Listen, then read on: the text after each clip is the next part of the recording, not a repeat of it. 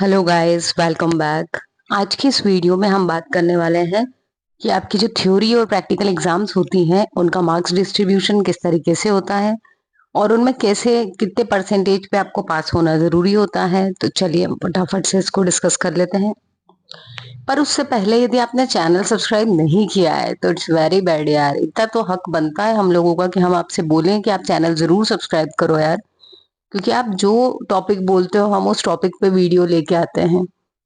और बहुत सारे लोग जो है वो वीडियोस देख रहे हैं पर सब्सक्राइब नहीं कर रहे हैं। तो एक बार चेक कर लो, कहीं ऐसा तो नहीं कि आप भी वीडियोस तो देखते हो लेकिन आपने सब्सक्राइब नहीं कर रखा हो। तो सब्सक्रिप्शन बहुत जरूरी है हमारे लिए, तो आप सब्सक्राइब जरूर करें और दोस्तों से भी करवाएं। तो देखिए, जब आपका पास में कोई ऐसा सब्जेक्ट है जिसमें थ्योरी भी होती है और प्रैक्टिकल्स भी है ना। जैसे एक तो होता है मैथ्स, मैथ्स में कोई प्रैक्टिकल नहीं। और कंप्यूटर या साइंस से रिलेटेड जो सब्जेक्ट्स हैं उसमें आपका जो है प्रैक्टिकल भी होता है। तो यहाँ पर वही है कि जब इस तरीके का कोई सब्जेक्ट है तो उसमें मार्क्स डिस्ट्रीब्यूशन कैसे होगा। तो देखो, सबसे पहले तो होती है आपकी थ्योरी एग्जाम, है ना। तो जो थ्योरी होती है उसमें आपकी एक होती है एग्जाम, जो आप पेपर देने जाते हैं, वो होते हैं 60 मार्क्स के, 60 नंबर के।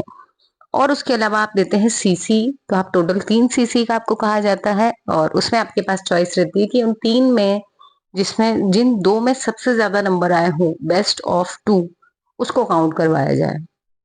मतलब यदि मान लो आपने एक सीसी दिया, उसमें आपको आए 8 ही नंबर आए, दूसरे में आए 15, तीसरे में आए 18। तो अब हम चाहेंगे कि 15 और 18 काउंट हो, 8 नहीं काउंट हो। तो यही स्कीम आपको इसमें मिलेगी कि आपको जो बेस्ट टू है वो आपके कैलकुलेट होंगे। ठीक है। तो क्योंकि आपका एक सीसी 20 नंबर का होता है तो दो कैलकुलेट हो रहे हैं 40 नंबर के। तो 40 नंबर का सीसी और 60 नंबर की एग्जाम, दोनों मिला के ये जो थ्योरी है ये हो गई आपकी 100 नंबर की। अब इसमें आपको इन दोनों को मिला के पास होना होता है। ऐसे ही जब आपकी प्रैक्टिकल्स होते हैं तो प्रैक्टिकल एक तो एग्जाम कंडक्ट की जाती है जिसमें आपको कॉपी भी मिलती है, वाइवा होता है, बाहर से कोई आते हैं एक्सटर्नल। ठीक है, आपको प्रोग्राम्स रन करके दिखाने होते हैं यदि आप कंप्यूटर से हैं तो, और अगर किसी दूसरे सब्जेक्ट के हो तो आप प्रैक्टिकल करके दिखाते हो। ठीक है। और ये तो होता है 60 नंबर का, इसमें भी 40 नंबर का इंटरनल होता है। तो इंटरनल हो सकता है, क्योंकि इस बार से चालू हुआ था कि लैब में भी सीसी लिए जाएंगे।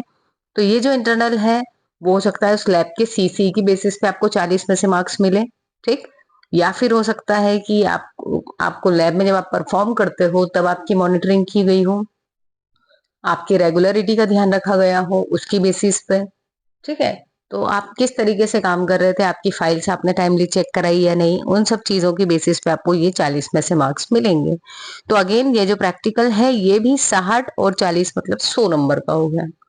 तो इसमें भी आपको मिला के पास होना है। ठीक है। तो अब अगर हम देखें तो ये है 35% लिखा है। ये क्यों लिखा है? क्योंकि जब आपकी जो नई राष्ट्रीय शिक्षा नीति 2020 आई उससे पहले पासिंग क्राइटेरिया होता था 33%। पर अब जो है ये हो चुका है 35%। मतलब अगर 100 में से 35 नंबर हैं तभी आप पास हो, अदरवाइज नहीं हो। तो आपको इंडिविजुअली इस थ्योरी में और प्रैक्टिकल में दोनों में 35-35% लाने रहते हैं। तो इन दोनों में तो इंडिविजुअली, लेकिन ये जो इनके सामने जो प्लस करके लिखे हैं इन दोनों के मिला के भी अगर 35 आ गए तो भी आप पास हो जाओगे। ठीक है। मतलब मान लो अगर किसी को सीसी में आ रहे हैं 15 नंबर, और अगर उसको थ्योरी जो उसने 60 नंबर की एग्जाम दी उसमें 20 ही नंबर आए, तो 20 और 15 भी 35 हो जाते हैं। ठीक है। तो वो पास हो जाएगा वो बच्चा। तो इसीलिए आपसे कहा जाता है कि सीसी को लाइटली मत लो। सीसी आपको पास होने में एक हेल्पिंग हैंड का काम करता है, क्योंकि सीसी अलग अलग टाइप से होते हैं। एक टेस्ट होता है, एक असाइनमेंट होता है, गूगल फॉर्म होता है। ठीक है। तो आप इसमें जब अच्छा परफॉर्म कर जाते हो तो आप अपने आप को काफी हद तक सेव कर सकते हो। ठीक है। पर बहुत सारे बच्चे जो है वो सोचते हैं सीसी को अवॉइड कर दो। तो सीसी अवॉइड करने से फिर पूरा बर्डन आपका इस एग्जाम पे आ जाता है। ठीक है। और सीसी में भी फेल होते हैं अगर नहीं जमा किया तो इसलिए सीसी टाइमली जमा करो। अगर अभी भी कोई ऐसा है जिसने नहीं दिया है किसी भी टीचर को, तो सीसी जरूर टाइम से दो, क्योंकि एग्जाम्स तो आपकी हो चुकी है ना।